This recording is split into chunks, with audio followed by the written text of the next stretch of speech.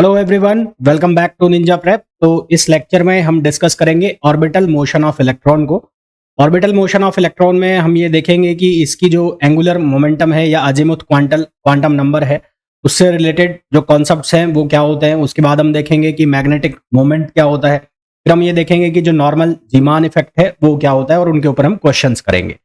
चलिए स्टार्ट करते हैं। तो सबसे पहले अगर हम बात करें प्रिंसिपल क्वांटम नंबर की, आप बहुत अच्छे से जानते होंगे कि प्रिंसिपल क्वांटम नंबर को हम एन से शो करते हैं और इसकी वैल्यू 1, 2, 3 एंड सो ऑन, इस तरह से इसकी वैल्यू होती है। तो प्रिंसिपल क्वांटम नंबर के लिए कि कोई प्रिंसिपल क्वांटम नंबर है हमारे पास एन, तो उसके लिए जो अजीमुथ क्वांटम नंबर है, अजीमुथ क्वांटम नंबर जिसको आप एल से शो करते हैं या फिर जिसको orbital angular momentum quantum number भी कहते हैं।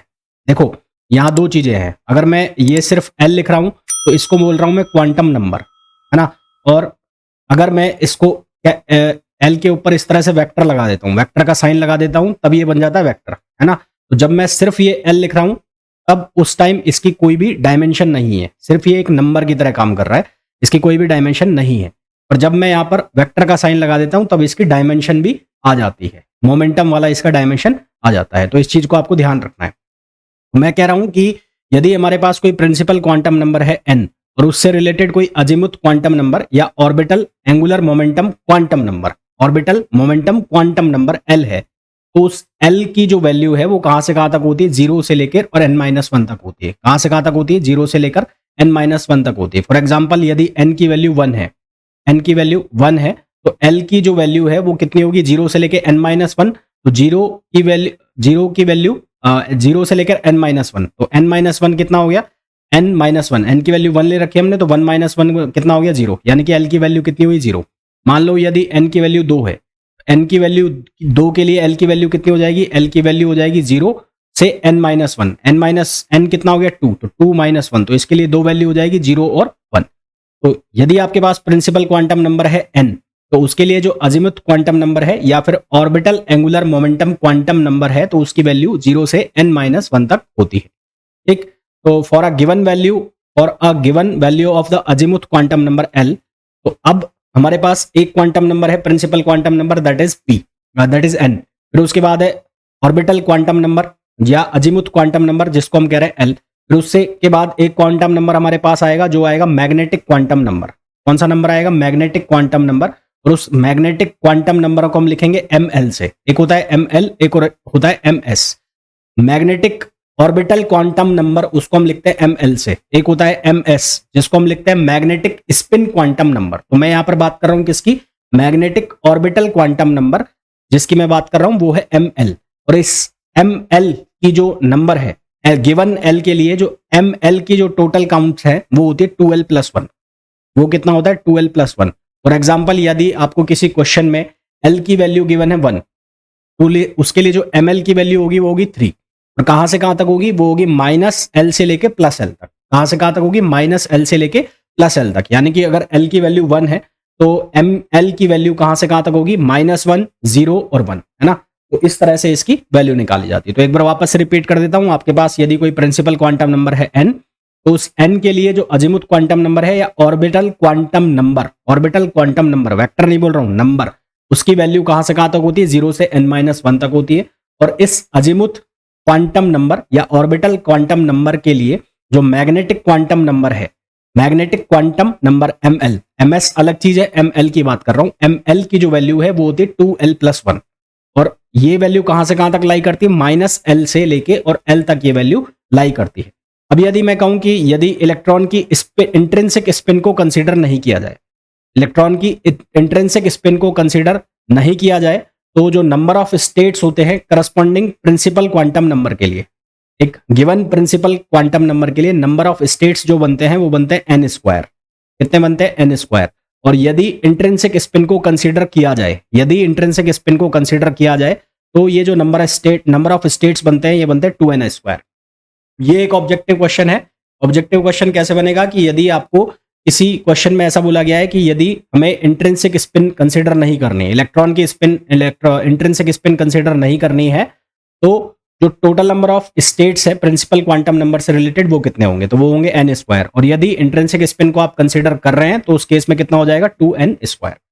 अब हमारे पास अजीमुथ नंबर है l, उसके अलग अलग नोटेशन, यदि एल की वैल्यू 0 है तो उसको हम एस से नोटेट करते हैं, और उसमें मैक्सिमम जो इलेक्ट्रॉन्स है वो होते हैं 2। आई होप ये आप समझ रहे होंगे, S block, P block, D block और एफ ब्लॉक की मैं बात कर रहा हूं। तो एस जो है उसको हम डिनोट करेंगे और इसको हम बोलेंगे मैक्सिमम इलेक्ट्रॉन्स इसमें जो होंगे 2। यदि एल की वैल्यू 1 है तो इसको नोटेट किया जाएगा पी से, और शेल, ये कौन सा शेल होगा, पी सब शेल होगा, वो एस हो गया वो पी हो गया, है ना, एस सब शेल हो गया, पी सब शेल हो गया, इसमें मैक्सिमम इलेक्ट्रॉन्स कितने होंगे, 6 होंगे। फिर अगर मैं बात करूं एल इक्वल्स टू 2, तो इसके लिए नोटेशन कितना हो गया, डी, और इसमें मैक्सिमम इलेक्ट्रॉन्स कितने होंगे, 10। फिर अगर मैं बात करूं 3 के लिए, एल इक्वल्स टू 3 के लिए, तो नोटेशन कितने होंगे इसका, एफ, और मैक्सिमम इलेक्ट्रॉन्स कितने होंगे, 14। अभी इनके इनके हिस्टोरिकल नेम दे रखे हैं कि S stands for sharp, P stands for principal, T stands for diffuse और F स्टैंड्स फॉर फंडामेंटल। हालांकि ये आपसे कोई नहीं पूछेगा, अभी तक जो भी मैंने आपको बताया उसमें जो क्वेश्चन ये बनेगा वो यही बन सकता है कि यदि इंट्रिंसिक स्पिन को कंसीडर नहीं किया जाता तो total number of principal quantum number से रिलेटेड जो स्टेट होगी वो कितनी होगी, और अगर इंट्रिंसिक स्पिन को कंसीडर किया जाता है तो नंबर ऑफ स्टेट्स कितना होगा, ये क्वेश्चन इसमें से बन सकता है। फिर अगर हम आगे बात करें कि जो ऑर्बिटल एंगुलर मोमेंटम है, orbital angular momentum corresponding to azimuth quantum number, orbital angular momentum है ना, orbital angular momentum corresponding to azimuth quantum number. अब यहां पर बात चल रही है एंगुलर मोमेंटम की, किसकी बात चल रही है, एंगुलर मोमेंटम, और ये क्या लिखा हुआ है, क्वांटम नंबर, है ना, ये दोनों अलग अलग चीजें हैं। तो ऑर्बिटल एंगुलर मोमेंटम और अजीमुथ क्वांटम नंबर, अब ये जो चीज है ये वेक्टर है, ये वेक्टर क्वांटिटी है, और ये एक नंबर है जिसकी कोई डायमेंशन नहीं है। तो ऑर्बिटल एंगुलर मोमेंटम को अजीमुथ क्वांटम नंबर से किस तरह से रिलेट किया जाता है, तो यहां पर दो थ्योरी यूज होती है, एक होती है quantum theory, old quantum theory, और एक होती है क्वांटम मैकेनिकल थ्योरी। तो ओल्ड क्वांटम थ्योरी के according to old quantum theory, यहां जो ऑर्बिटल एंगुलर मोमेंटम है, ऑर्बिटल एंगुलर मोमेंटम उसको हम शो कर रहे हैं पी एल से, तो ये पी एल इक्वल्स टू होता है L H cut, P L की वैल्यू किसके इक्वल होती है, एल एच कट, ये है according to old quantum theory, according to old quantum theory, ठीक है, ये है according to old quantum theory. और अगर क्वांटम मैकेनिकली बात की जाए, यानी कि न्यू क्वांटम थ्योरी के अकॉर्डिंग बात की जाए, तो इसको हम लिखते हैं एल एल एल प्लस 1 और एच कट। कैसे लिखते हैं, L under root L L plus 1 H cut, ये किसके अकॉर्डिंग है, क्वांटम मैकेनिकली, तो ये हो गया quantum mechanically, quantum mechanically, old quantum theory के अकॉर्डिंग ये हो गया और क्वांटम मैकेनिकली ये हो गया। ज्यादातर जो हमें वो ये यूज करते हैं क्वेश्चंस के अंदर, और क्वेश्चन के अंदर हमें ये भी यूज देखने को मिलेगा, वहां पर डिफाइन होगा कि कौन सी थ्योरी कब हमें यूज करनी है।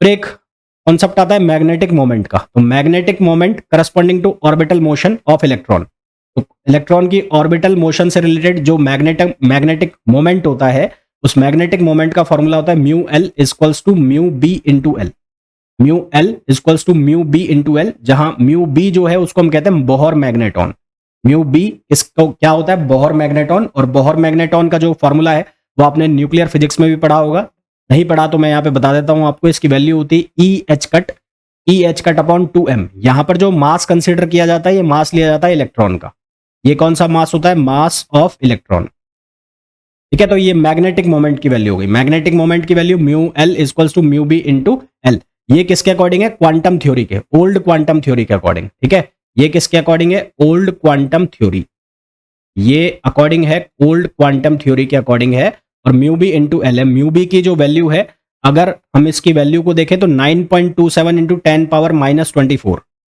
इसी तरह से इसकी वैल्यू अगर हम क्वांटम मैकेनिकली देखें, तो क्वांटम मैकेनिकली इसकी जो वैल्यू बनती है वो बनती है mu L equals to mu B under root L L plus 1, तो ये किसके अकॉर्डिंग है, क्वांटम मैकेनिकली, ये वैल्यू जो है mu L equals to mu B under root L L plus 1, ये है क्वांटम मैकेनिकली, ये वाली वैल्यू है क्वांटम मैकेनिकली, क्वांटम मैकेनिकली, और ये वैल्यू हम जो अभी बात कर रहे हैं ये कौन सी वैल्यू है, ये वैल्यू है मैग्नेटिक मोमेंट की, और एक वैल्यू है कौन सी, according to quantum theory, old quantum theory, उसके अकॉर्डिंग मैग्नेटिक मोमेंट की value mu B into L.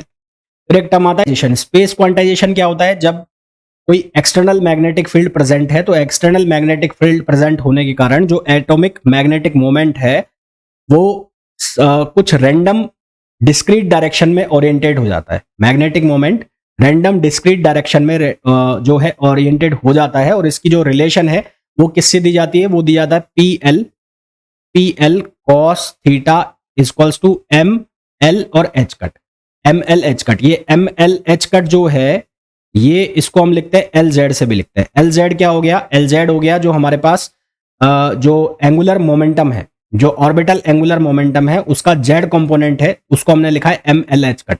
Effect आता है जिसको हम कहते हैं normal Zeeman effect. Normal Zeeman effect क्या होता है? जब एक्सटर्नल मैग्नेटिक फील्ड की प्रेजेंस के कारण, एक्सटर्नल मैग्नेटिक फील्ड की प्रेजेंस के कारण जो इलेक्ट्रॉन है उसके एनर्जी लेवल्स में शिफ्ट होता है। इलेक्ट्रॉन्स का जो एनर्जी लेवल्स है उसके अंदर शिफ्ट हो रहा है, तो उसको हम कहते हैं नॉर्मल जिमान इफेक्ट। क्या कहते हैं? Normal Zeeman effect. इस नॉर्मल जिमान इफेक्ट में जो शिफ्ट इन एनर्जी है, शिफ्ट इन एनर्जी इसकी वैल्यू किससे दी जाती है? Delta E equals to mu B. Mu B का मतलब है बोहर मैग्नेटॉन, बी का मतलब है मैग्नेटिक फील्ड, और एम एल का मतलब है magnetic orbital magnetic quantum number, orbital magnetic quantum number. इसके लिए कुछ सिलेक्शन रूल लिए जाते हैं नॉर्मल जिमान इफेक्ट के लिए। यदि हमें ट्रांजिशन करना हो एनएलएम स्टेट से, एनएलएम स्टेट से एन प्राइम एल प्राइम और L M L prime state में लाना हो, यानी कि किसी एक स्टेट से हम दूसरी स्टेट में इसको लेके आ रहे हैं, तो ट्रांजिशन के क्या रूल्स हैं? सबसे पहले जो डेल्टा एन है, डेल्टा एन की value N minus N prime, यानी कि 0 1 2 3 इस तरह से होनी चाहिए, क्वांटाइज्ड होनी चाहिए। डेल्टा एल की जो वैल्यू है वो एल माइनस एल प्राइम, यानी कि प्लस माइनस 1 का डिफरेंस आना चाहिए। कितने का डिफरेंस आना चाहिए? प्लस माइनस 1 का डिफरेंस आना चाहिए डेल्टा एल में। फिर delta M L minus M L prime, इसका जो डिफरेंस आना चाहिए वो 0 या प्लस माइनस 1 का डिफरेंस आना चाहिए। मेनली तो ये दो है जो आपको याद रखना है। आपको नॉर्मल जिमान इफेक्ट के लिए सिलेक्शन रूल कि जो डेल्टा एल है उसका जो डिफरेंस है वो प्लस माइनस 1 से 1 ही हो, और डेल्टा एम एल है उसका जो डिफरेंस है वो 0 हो या फिर प्लस माइनस 1 हो। तो यहां पर जब नॉर्मल जिमान इफेक्ट आएगा तो यहां पर जनरेट होती है स्पेक्ट्रल लाइंस। अब ये जो स्पेक्ट्रल लाइंस है split into 3 components due to normal Zeeman effect. अब स्पेक्ट्रल लाइंस का मतलब क्या हुआ? जैसे कि मान लो एल की वैल्यू 1 है, एल की वैल्यू 1 है, तो इसके लिए जो maximum number of spectral lines बनेगी वो कितनी बनती है? वो बनती है 2l प्लस 1। कितनी बनती है? 2l प्लस 1, यानी कि एल की वैल्यू 1 है तो कितनी हो जाएगी? 3 हो जाएगी। तो एक स्पेक्ट्रल लाइन है जो 3 कंपोनेंट्स में डिवाइड हो जाती है due to normal Zeeman effect. इसमें जो डॉटर लाइंस है, एक जो लाइन है उसके साइड में 2 लाइंस बन जाती है, उनको हम कहते हैं डॉटर लाइन। अब वो जो डॉटर लाइन है वो इक्वली स्पेस्ड होती है, इससे पेरेंट लाइन से, पेरेंट लाइन के साथ वो इक्वली स्पेस्ड होती है, और जो स्पेसिंग है उनके बीच की, उस स्पेसिंग को हम डिनोट करते हैं फ्रीक्वेंसी से, और फ्रीक्वेंसी की उस वैल्यू को हम लिखते हैं, ये लिखते हैं न्यू एल। उस फ्रीक्वेंसी की उस वैल्यू को हम लिखते हैं न्यू एल से, फ्रीक्वेंसी की उस वैल्यू को हम लिखते हैं न्यू एल से, और न्यू एल की वैल्यू होती है ई बी अपॉन 4 पाई एम। फ्रीक्वेंसी की वो वैल्यू क्या कहलाती है? ई बी अपॉन 4 पाई एम। फिर यहाँ पर एक फ्रीक्वेंसी आती है जिसको हम कहते हैं लारमोर फ्रीक्वेंसी। लारमोर फ्रीक्वेंसी को हम लिखते हैं ओमेगा एल। लारमोर फ्रीक्वेंसी उसी केस में आएगा जब एक्सटर्नल मैग्नेटिक फील्ड लगा होगा। लारमोर फ्रीक्वेंसी की वजह से क्या होता है? जो उसकी एंगुलर स्पीड है वो उसके अंदर वेरिएशन आते हैं, और एंगुलर स्पीड के अंदर वेरिएशन आने की वजह से जो जो जो भी सब्सटेंस है उसके अंदर क्या डेवलप हो जाता है? डाई मैग्नेटिज्म की प्रॉपर्टी जनरेट हो जाती है लारमोर फ्रीक्वेंसी के कारण, क्योंकि उसकी जो एंगुलर स्पीड है, एंगुलर फ्रीक्वेंसी है, वो चेंज हो रही है। तो लारमोर फ्रीक्वेंसी का फॉर्मूला जो दिया जाता है वो दिया जाता है ई बी अपॉन 2 पाई एम। फॉर्मूला बनता है 2 पाई एफ न्यू एल, और न्यू एल की वैल्यू हमने लिखी ई बी अपॉन 4 पाई एम, तो यहां से फॉर्मूला बनता है ई बी अपॉन 2m। ये फॉर्मूला बन जाता है लारमोर फ्रीक्वेंसी का। ठीक है, तो ये सारी चीजें हैं जो आपको याद रखनी है जब हम orbital orbital motion of electron की बात करेंगे। कुछ क्वेश्चंस कर लेते हैं पहले, फिर उसके बाद बाकी चीजें डिस्कस करेंगे। सबसे पहला क्वेश्चन जो दिया गया है उसमें बोला है find possible orbital angular momentum. Angular momentum निकालना है and associated magnetic momentum. Associated magnetic momentum, ये दो चीज निकालनी है for an electron when it is in state with principal quantum number n equals to 3। इसका प्रिंसिपल क्वांटम नंबर दिया गया है n इक्वल्स टू 3। सबसे पहले ऑर्बिटल एंगुलर मोमेंटम इसके निकाल लें। हम क्या निकाल लें? इसके ऑर्बिटल एंगुलर मोमेंटम। तो ऑर्बिटल एंगुलर मोमेंटम हम इसके कैसे निकालेंगे? हमारे पास जो दो फॉर्मूला है, एक तो है ओल्ड क्वांटम थ्योरी और एक है mechanical quantum theory, quantum mechanically, है ना। तो according to old quantum theory तो ओल्ड क्वांटम थ्योरी के अकॉर्डिंग अगर बात करें हम, तो हमारे पास जो ऑर्बिटल एंगुलर मोमेंटम है, ऑर्बिटल एंगुलर मोमेंटम किसके बराबर होता है? वो बराबर होता है एल इंटू एच कट। इसके बराबर होता है एल इंटू एच कट। अब हमें यहाँ पर एन की वैल्यू कितनी गिवन है? 3। तो एन की वैल्यू 3 के लिए एल की वैल्यू कितनी हो जाएगी? 0, 1 और 2। 0, 1 और 2। तो इसके अकॉर्डिंग, तो अगर मैं ओल्ड क्वांटम थ्योरी के अकॉर्डिंग अगर मैं ऑर्बिटल एंगुलर मोमेंटम की वैल्यू लिखूं, ऑर्बिटल एंगुलर मोमेंटम की वैल्यू लिखूं, तो ये क्या क्या बनेगी? ये बनेगी, एक तो बनेगा P0।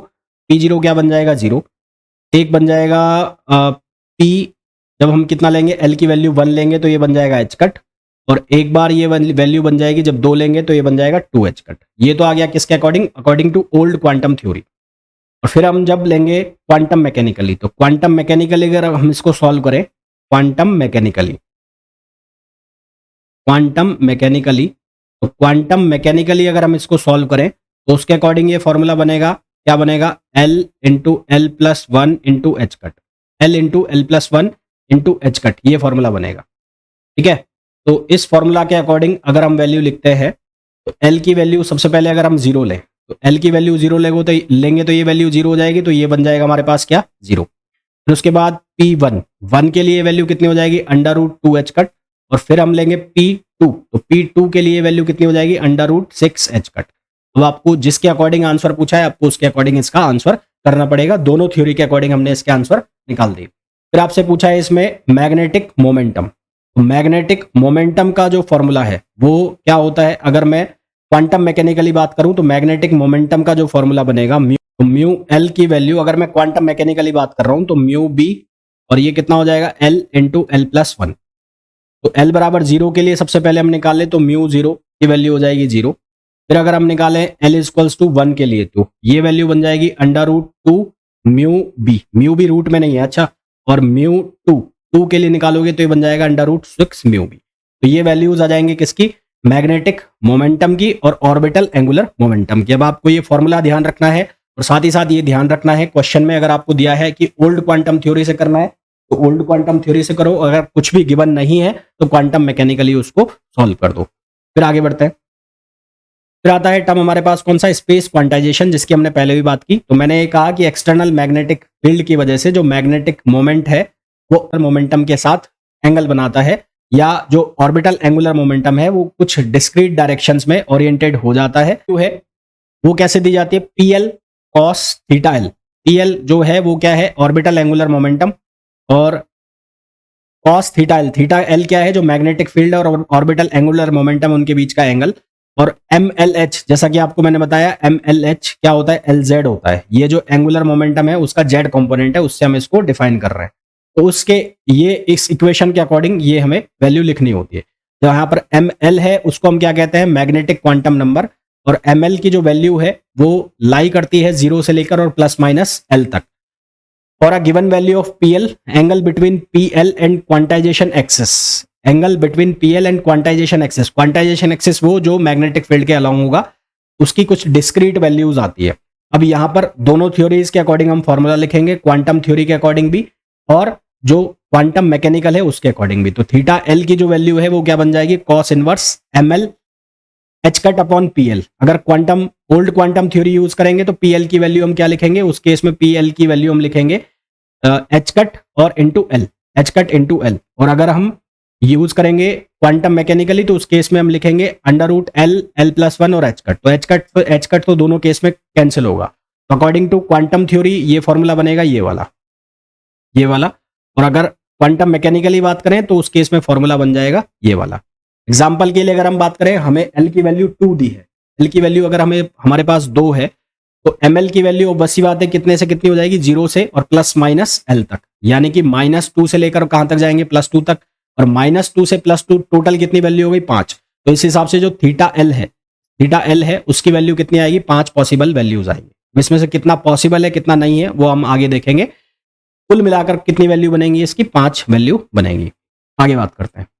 फिर जैसे ये यहां पर बनाए हुए मैंने 2 डायग्राम, तो ये जो एक्सिस है, ये वाला एक्सिस जिसके साथ मैग्नेटिक फील्ड है, इसके साथ एंगल बना रहा है कौन? इसके साथ एंगल बना रहा है orbital quantum number. Orbital quantum number इसके साथ एंगल बना रहा है, और ये एंगल जो बन रहा है ये थीटा एल है। ये 5 वैल्यू बन रही है इसकी -2, -1, 0, +1 और +2। Quantum according to quantum theory, old quantum theory के अकॉर्डिंग इसकी दो वैल्यू और आएंगी 0 और एक आएगी 180 डिग्री। क्यों? जब m की वैल्यू 0 होगी तो उस केस में हमारे पास जब ये फॉर्मूला बनेगा, कौन सा वाला बनेगा? ये वाला। According to old quantum theory ml की वैल्यू 0 लोगे तो एक वैल्यू बनेगी, ml की वैल्यू जब +-1 होगी तो +-1, जब cos थीटा 1 आएगा तो 0, तो cos थीटा -1 आएगा तो 180 डिग्री। तो दो वैल्यू आएंगी, एक आएगी 0 डिग्री और 180 डिग्री। ये पॉसिबल है किसके according? According to old quantum theory. परंतु क्वांटम मैकेनिकली ये पॉसिबल नहीं हो सकता। क्वांटम मैकेनिकली ये वैल्यू हमारे पास नहीं आएगी, क्वांटम मैकेनिकली। ठीक है, क्वांटम मैकेनिकली ये वैल्यू। कुछ क्वेश्चंस लेते हैं हम। कुछ क्वेश्चंस ले तो क्वेश्चन में गिवन है consider a single electron atom with orbital angular momentum. Orbital angular momentum है गिवन है कितना है? PL equals to √2h। PL की वैल्यू √2h है। What are the possible values of measurement of the Z component of PL? PL के Z component की क्या क्या पॉसिबल वैल्यूज है? ठीक है, तो सबसे पहले तो हमें PL की वैल्यू जो गिवन है वो कितनी है? √2h cut. तो इसको अगर हम क्वांटम मैकेनिकली लिखें तो क्वांटम मैकेनिकली फॉर्मूला क्या होता है? L इंटू L+1 और h कट। h कट से h कट यहाँ पर कैंसिल हो गया। तो √2 जो वैल्यू है वो कब बनेगी? जब मैं L की वैल्यू कितनी डाल दूं? 1। तो फॉर L इक्वल्स टू 1 यहाँ पर ये वैल्यू आएगी। तो L इक्वल्स टू 1 के लिए ML की वैल्यू कितनी बनेगी? ML की वैल्यू बनेगी -1, 0 और +1। -1, 0 और +1। अब जेड कंपोनेंट ऑफ PL, तो जेड कंपोनेंट ऑफ PL कितना होता है? वो होता है ML और इंटू h कट। तो अब इसके कौन कौन सी वैल्यू आ जाएगी? एक आएगा 0, एक आएगी कौन सी? +h और एक आएगी कौन सी? -h। तो इसके हिसाब से इसकी तीन वैल्यू बन गई 0 और +-h, 0 और +-h। तो इसके टोटल कितनी पॉसिबल वैल्यू आ गई? तीन पॉसिबल वैल्यूज आ गई। Next, calculate the Larmor precessional frequency. Larmor precessional frequency का जो फॉर्मूला है वो क्या होता है? ω_L। फॉर्मूला अभी हमने डिस्कस किया था। क्या फॉर्मूला है? ω_L equals to EB/2m। EB/2m। तो T की जो वैल्यू है इलेक्ट्रॉन के लिए 1.6 इंटू 10⁻⁻19। फिर हमें मैग्नेटिक फील्ड दिया है जो कि है 0.05। मैग्नेटिक फील्ड की वैल्यू 0.05। उसके बाद 2m और m लेना होता है इलेक्ट्रॉन का, तो ये हो गया 9.1 इंटू 10⁻⁻31। तो यहां से इसको सॉल्व करते हैं तो आंसर आता है हमारे पास 4.4 इंटू 10⁻9। 4.4 इंटू 10⁻9। फिर हमें पूछा है calculate the splitting lines due to normal Zeeman effect. तो splitting lines due to normal Zeeman effect का मतलब है कि हमें वो फ्रीक्वेंसी की वैल्यू बतानी है। और वो फ्रीक्वेंसी की वैल्यू हमने देखा था कि ω_L इसके बराबर होता है 2π/μL। 2π/μL होता है, तो µL किसके बराबर हो जाएगा? ω_L/2π। ω_L की वैल्यू हमने ऑलरेडी फाइंड आउट की है, कितनी आई है? 4.4 इंटू 10⁻9। इसको डिवाइड कर दो किससे? 2π से, तो हमारे पास आंसर आएगा लमसम 700 मेगाहर्ट्ज। क्या आंसर आ जाएगा? 700 मेगाहर्ट्ज। अब हम बात करेंगे expression for the energy shift in normal Zeeman effect. Normal Zeeman effect में एनर्जी का क्या एक्सप्रेशन आता है, जो कि हम शुरुआत में बात भी कर चुके हैं कि डेल्टा E की वैल्यू आती है -μL.B। B का मतलब होता है मैग्नेटिक फील्ड। अब यहां पर म्यू की अगर वैल्यू रख दी जाए, म्यू की वैल्यू अगर सब्सटीट्यूट कर दें तो म्यू की वैल्यू रख देते तो EH कट अपॉन 2m और BML। म्यू L जो है वो मैग्नेटिक मोमेंट है, जो कि किसके बराबर हो जाएगा? Mu B into ML। जब किसी एटम को हम प्लेस करते हैं किसी एक्सटर्नल मैग्नेटिक फील्ड में, तो orbital magnetic moment mu L interact करता है और जो एटॉमिक एनर्जी लेवल है वो शिफ्ट हो जाता है। एटॉमिक एनर्जी लेवल कितने से शिफ्ट हो जाता है? तो वो शिफ्ट का फॉर्मूला दिया जाता है delta E equals to mu L और B। और अगर म्यू एल की वैल्यू सब्सटीट्यूट कर दी जाए तो EH cut upon 2m BML। तो इसके लिए जो सिलेक्शन रूल लिया जाता है बिटवीन दो Zeeman's level, selection rule transition between two Zeeman's level, वो दिया जाता है डेल्टा ML इक्वल्स टू 0 ± 1, जो कि हमने शुरुआत में बात भी की थी, 0 ± 1। ठीक है, फिर इसके लिए कुछ इंपॉर्टेंट नोट्स हैं जो आपको याद रखना है। क्या क्या नोट्स हैं? The splitting of spectral line due to normal Zeeman effect. Splitting of spectral line due to normal Zeeman effect depend on applied magnetic field only. ये केवल और केवल किस पे डिपेंड करता है? अप्लाइड मैग्नेटिक फील्ड पर। Normal Zeeman effect a state with given L splits. In normal Zeeman effect, a state with given L splits. L splits के लिए जो total number of Zeeman effects हैं, जो टोटल नंबर ऑफ लेवल्स बनते हैं वो कितने बनते हैं? 2l+1, जो मैंने आपको बताया अभी। पॉसिबल जो स्टेट्स है, पॉसिबल स्टेट्स जिनको पोलराइजेशन भी कहते हैं, तो possible state of polarization of spectral lines in normal Zeeman effect is are linear और सर्कुलर पोलराइजेशन। तो दो तरह के यहाँ पर स्टेट्स आती है, दो तरह के पोलराइजेशन होते हैं, एक होता है लीनियर पोलराइजेशन और एक होता है सर्कुलर पोलराइजेशन। लीनियर पोलराइजेशन के केस में जो डेल्टा ml है, जो ट्रांजिशन हो रहा है, डेल्टा ml है, वो वैल्यू आती है 0। यदि ml की वैल्यू पॉजिटिव है तो उस केस में इसको बोलते हैं हम राइट सर्कुलर पोलराइज्ड, या इसको बोलते हैं हम सिग्मा प्लस। यदि ml की वैल्यू -1 है, डेल्टा ml की वैल्यू, तो इसको हम बोलते हैं लेफ्ट सर्कुलर पोलराइज्ड, या इसको हम बोलते हैं सिग्मा माइनस पोलराइजेशन। फिर एनर्जी का जो डिफरेंस आया था डेल्टा ई की वैल्यू हमने किसके बराबर लिखी थी? Mu B D M L, जहां म्यू बी जो है वो बोहर मैग्नेटाइजेशन है, तो mu B B M L है, वो डिफरेंस था। तो यदि दो इनिशियल और फाइनल स्टेट है, डेल्टा ई जो है, डेल्टा ई वो किसके बराबर है? E final minus E initial. तो हमारे पास दो ट्रांजिशन हो रहे हैं, एन एल स्टेट से N prime L prime M state में जा रहा है। तो उन दोनों स्टेट के अकॉर्डिंग अगर इसको लिखें तो फाइनल स्टेट ये हो गई E N L M equals to initial state कौन सी हो गई? ई एन एल, और प्लस, यानी कि जो फॉर्मूला ये था delta E equals to mu B और बी एम एल, इसी को मैंने चेंज करके अब ऐसे लिख दिया, E N L M equals to E N L plus mu B B M L, mu B B M L. तो यहां से हमारे पास ये जो ट्रांजिशन हुआ एन एल एम एल से लेके एन प्राइम एल प्राइम में, तो ये ट्रांजिशन का हमारे पास फॉर्मूला आ गया। अब क्योंकि हम ये जानते हैं कि जो डेल्टा ई है वो किसके बराबर होता है? ई एच न्यू, है ना, ई डेल्टा ई एच न्यू के बराबर होता है। तो यहां से हम फ्रिक्वेंसी निकाल लेंगे न्यू, तो न्यू निकालने के लिए हम जो डिफरेंस है एनर्जी का उसमें एच से डिवाइड कर देंगे, तो ये बन जाएगा nu naught plus nu L delta M L, nu L और डेल्टा एम एल। ये जो न्यू नॉट है इसको हम कहते हैं पेरेंट लाइन। हमने जो बात की थी पेरेंट लाइन और डॉटर लाइंस की, तो ये पेरेंट लाइन है। पेरेंट लाइन ये हमें बताती है जब मैग्नेटिक फील्ड नहीं है, तो उस केस में जो एक स्प्लिटिंग लाइन होगी वो केवल और केवल पेरेंट लाइन होगी। उसके अलावा डेल्टा एम एल की वैल्यू 0 होगी और मैग्नेटिक फील्ड एग्जिस्ट कर रहा होगा तो भी पेरेंट लाइन ही एग्जिस्ट करेगी। पेरेंट लाइन के दोनों तरफ जो बनती है वो बनती है डॉटर लाइन्स। तो न्यू नॉट किसको बताता है? पेरेंट लाइन को बताता है।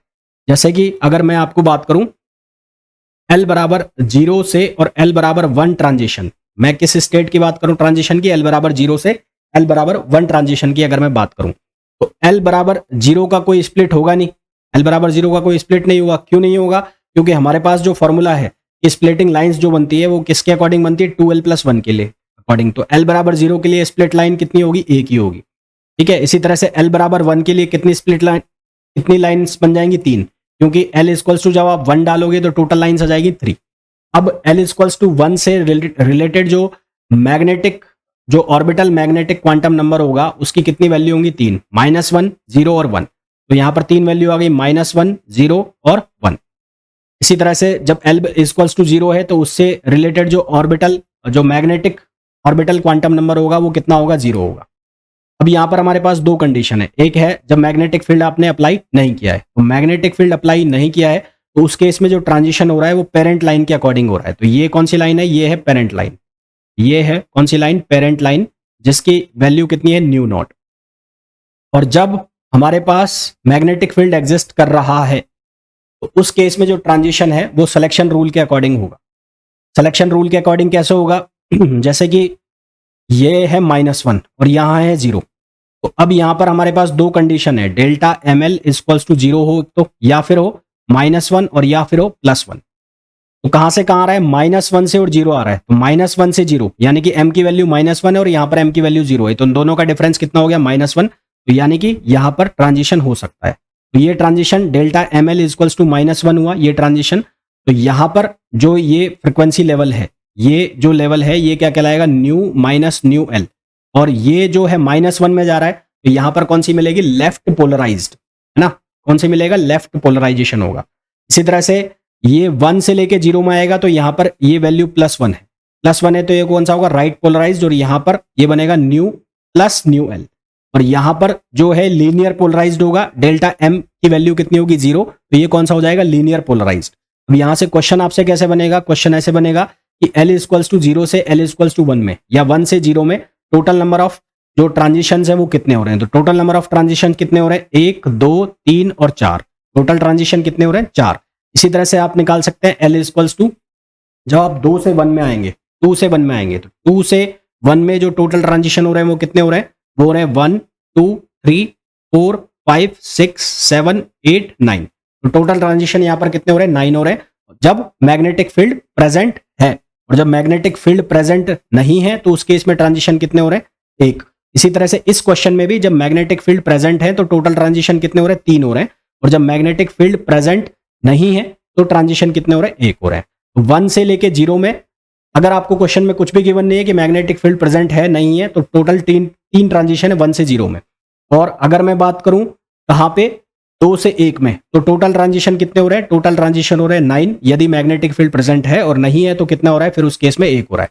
सिलेक्शन रूल का ध्यान रखना, इस सिलेक्शन रूल के अकॉर्डिंग ही ये ट्रांजिशन होंगे, इस सिलेक्शन रूल के अकॉर्डिंग ही ये ट्रांजिशन होंगे। तो 3 तो कौन सी बन रही है, राइट सर्कुलर पोलराइज्ड, 3 ही कौन सी बन रही है, लेफ्ट सर्कुलर पोलराइज्ड, और 3 ही कौन सी बन रही है, लीनियर पोलराइज्ड। करते हैं कुछ क्वेश्चंस की। अब क्वेश्चन ये बेसिक क्वेश्चंस है। पहला क्वेश्चन है उसके अकॉर्डिंग बोला गया है कि if the intrinsic spin of the electron is ignored the number of state for a given principal quantum number is. अब जो इंट्रिंसिक स्पिन है उसको इग्नोर कर दिया गया है, तो उस केस में मैंने आपको शुरुआत में बताया था कि जो नंबर ऑफ टोटल स्टेट्स हैं वो कितने होंगे, n²। तो इसका करेक्ट आंसर आ जाएगा n²। फिर quantum mechanically orbital angular momentum L बराबर 2 स्टेट के लिए है ना, तो क्वांटम मैकेनिकली तो PL इक्वल्स टू कितना हो जाएगा, ये हो जाएगा L प्लस 1 और h कट। तो L इक्वल्स टू 2 रखना है, तो L इक्वल्स टू 2 के लिए यहां पर वैल्यू आ जाएगी √6 h कट। तो आंसर आ जाएगा √6 h कट। फिर नेक्स्ट क्वेश्चन पे आइए, the orbital angular momentum and associated magnetic moment vector are aligned. तो ऑर्बिटल एंगुलर मोमेंटम है और जो एसोसिएटेड मैग्नेटिक मोमेंट है वो दोनों हमेशा एक दूसरे के क्या होते हैं, एंटी पैरेलल होते हैं, एंटी पैरेलल होते हैं। Possible value of magnetic quantum number ml और L बराबर 2। तो L बराबर 2 के लिए पॉसिबल वैल्यूज जो m की है ml की वो कितनी होगी, 2L प्लस 1, तो ये हो जाएगी 5। और 5 कौन सी होगी, -2 से लेके +2 तक, यानी कि +-2 +-1 और 0। तो आंसर आ जाएगा डी। नेक्स्ट क्वेश्चन पे आइए, for L equals to 2 which of the following is the possible angle, which of the following is the possible angle, which of the following is the possible angle that the orbital angular momentum makes with the quantization axis। तो यहां पर हमारे पास value जो लिखी जाएगी वो लिखी जाएगी cos theta equals to ml upon l, ml upon l।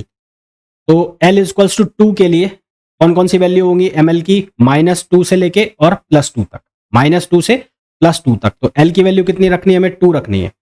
तो इसकी वैल्यू ml की वैल्यू कितनी है, -2, एक हो जाएगी -1, एक हो जाएगा 0 और एक हो जाएगा 1 और एक हो जाएगा 2। जब मैं इसकी वैल्यू 1/2 करूंगा तो यहाँ से थीटा की वैल्यू कितनी आ जाएगी, 60 डिग्री। तो ये इसके लिए एक पॉसिबल वैल्यू हो जाएगी। इसी तरह से दूसरा क्वेश्चन जो है इसमें हमें पूछा है, for L equals to 2 which of the following angle is not allowed by the space quantization rule. अब देखो यहां से जब मैं ये फॉर्मूला लगाता हूं तो ml equals two upon l, तो जब मैं -2/2 करूंगा तो एक वैल्यू बनेगी इसकी -1 जो की वैल्यू देगी 180 डिग्री, और एक वैल्यू बनेगी इसकी 0 डिग्री।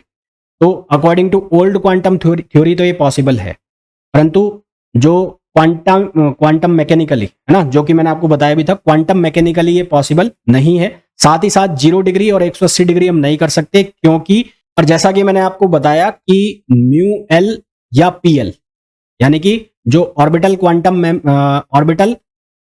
नंबर है वो पैरेलली या एंटी पैरेलली मैग्नेटिक फील्ड के साथ अलाइन नहीं हो सकता, इसलिए 0 डिग्री वैल्यू पॉसिबल नहीं हो सकती, इसलिए 0 डिग्री वैल्यू पॉसिबल नहीं हो सकती। फिर और क्वेश्चंस की बात करें, the selection rule for the transition between 2 Zeeman sub level. 2 Zeeman sub level के लिए जो सिलेक्शन रूल है वो इसके अकॉर्डिंग हम देते हैं, ये मैंने आपको शुरू में बताया भी था। Energy shift of the atomic sub level due to normal Zeeman effect, वो डिपेंड करता है दोनों के ऊपर, एटॉमिक स्टेट के ऊपर भी और अप्लाइड मैग्नेटिक फील्ड के ऊपर भी।